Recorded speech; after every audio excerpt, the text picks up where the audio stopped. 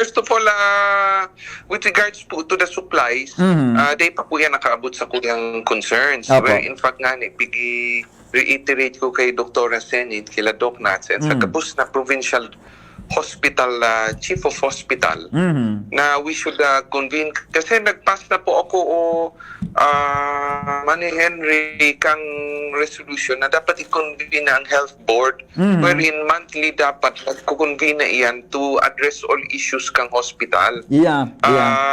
Namumundungan, medyo sad to say na medyo delayed, Opo. and February 22 pa convene ineta. Monthly dapat yan, Manny Henry kapos na provincial doctors na concern should be addressed during the time, the health board. Opo. And mga supplies, equipments, employees, mga standards, and DOH standards for Opo. provincial and district hospital. Pigi input na dyan.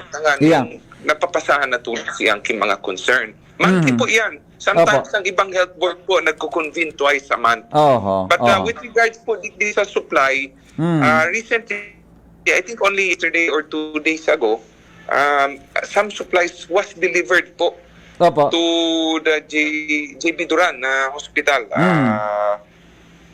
Mga 2 days ago lang, or yesterday in fact nga, nailing ko ito na pinadeliver to Los Potoman.